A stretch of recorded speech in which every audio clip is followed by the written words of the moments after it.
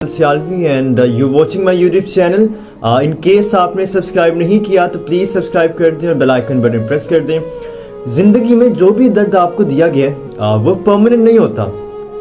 ऐसा कुछ भी नहीं है कि आप जो है दर्द लेके बैठे हुए हैं जिसने ख़त्म नहीं होना। दिन होता है, रात होती है, फिर शाम रात के बाद दोबारा वो सर्कल चलता रहता है ना, 24 आवर सर्कल। इस बात का पता देते हैं कि कोई भी चीज़ यहाँ पे परमानेंट नहीं है, हर चीज़ टेम्परेरी है। आपका दुख, आपके आंसू, आपकी खुशी, आपके पास जो पैसे हैं, आपकी तकलीफ, आपके गम, ये सब के सब टेम्परेरी हैं, हमेशा के लिए नहीं है।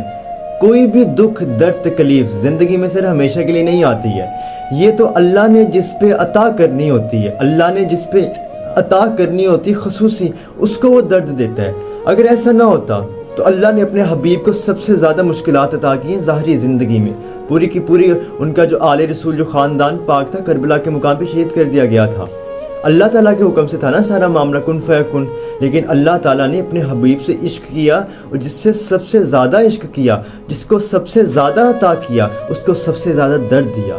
तो खुदा जिसको अता करना चाहता है उसकी अता की शक्ल दर्द है, तकलीफ़ है। तो लिहाजा जब भी आपको कभी दर्द मिले, तकलीफ़ मिले, गम मिले, आंसू मिले, इसका मतलब है वो आप पे मेहरबान हो चुका है। इसको कहते हैं ब्लेसिंग इन डिस्गाइज।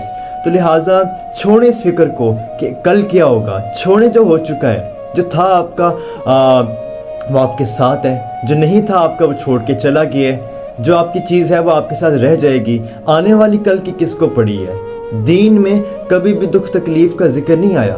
दीन में, कुरान मजीद में दुख, तकलीफ, सैडनेस, नाउमीदी का जिक्र कभी भी नहीं आया, एक्सेप्ट दैट के उसको मना करने की शक्ल में आया है, वैसे नहीं आया।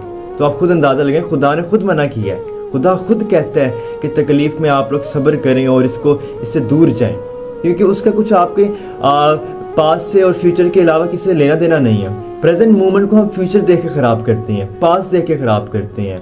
पास जो हो गया चला गया, फ्यूचर जो है वो आने वाला है, उसका हमसे लेना देना नहीं है। अभी इस लम्हे को एंजॉय करें।